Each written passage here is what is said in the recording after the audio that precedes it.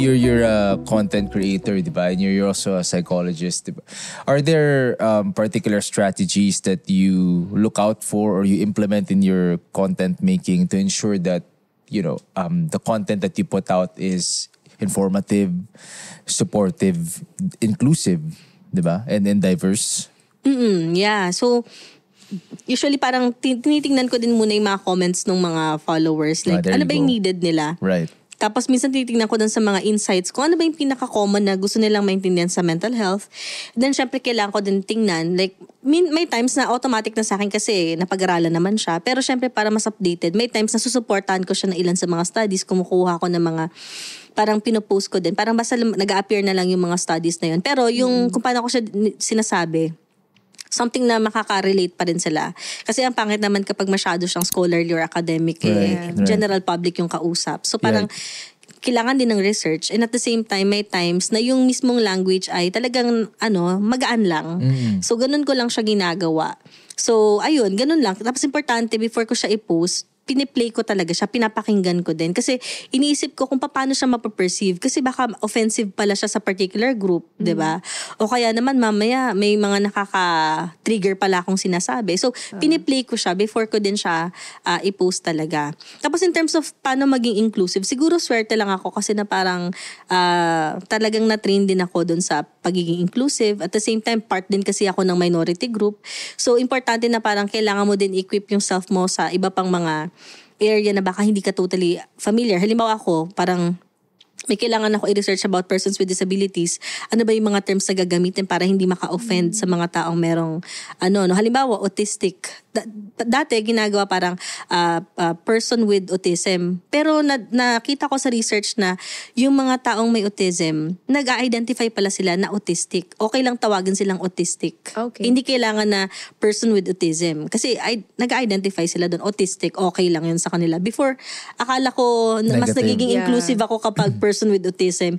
Hindi pala. Dapat autistic yung ginagamit na term. Yung mga ganon, kailangan mo mag-research. Yeah. And kung nasa part ng minority like LGBTQ+, importante yung pronouns. So, they, them. O kaya, swerte natin dahil Filipinos tayo, inclusive naman yung language natin, siya, sila. So, wala naman ng mga pronouns.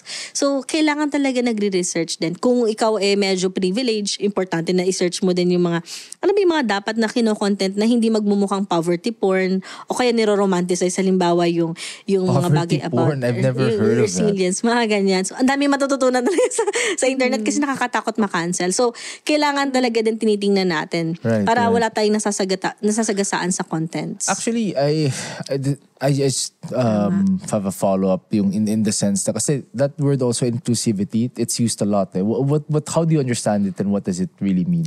Inclusivity, like no one will be left behind. Okay. Lalo na in terms of mental health. Like kahit nasa low socioeconomic status ka, parang inclusive pa din dun sa mga sinasabi mo. Like nakaka-relate sila. Kahit yung minority groups, persons with disability, indigenous group, o kaya LGBTQ+, talagang nagigets nila. At lahat sila parang inclusive or parang part nung mismong dinidiscuss mo. Hindi lang siya sa particular group. So parang ayun, yun yung ibig sabihin ng inclusive. No one will be left behind sa lahat ng ginagawa mo. That's cool. Yung so far what we've been discussing are, tips for yourself, di ba?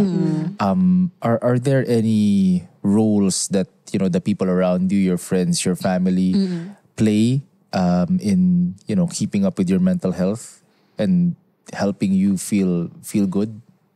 Yeah, meron talagang impact yung mismong mga tao sa paligid natin, like friends and family, di ba? So, kung gusto natin actually na mag-improve pa yung ating mental health, so make sure natin na tayo mismo, safe space tayo para dun sa friends and families natin. Yun lang naman siya.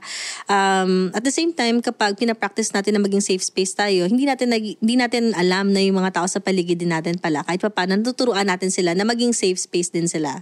Actually, yung mga tao nakikinig sa atin ngayon, hindi naman nila kailangang kailangan mag-create ng sobrang laking platform kagad para magkaroon ng change. Actually, yung simpleng timeline nila na nagpo-post sila ng mga mental health awareness na mga post o kaya safe space sila dun sa timeline nila, nakakatulong na yun para ma-encourage yung families and yung friends nila na mag-share din ng mga ganong klase ng content or even yung mag-share ng sarili nilang problema sa timeline nila na very naman, syempre dapat sensitive pa rin naman. Nakakatulong yung para dun sa mga friends and family nila na okay lang pala mag-open up, okay lang pala mag-share. Yeah. And then somehow nakikita ng mga tao na parang nanonormalize na pag-usapan yung mga experiences na hindi dapat ikahiya. So, yung sa timeline mo, kahit gaano siya kaliit, kahit gaano pa yan konti yung friends mo, yung mga friends mo na yun na important sa'yo, na-influensyahan mo sila dun sa mga nilalagay mo sa timeline mo.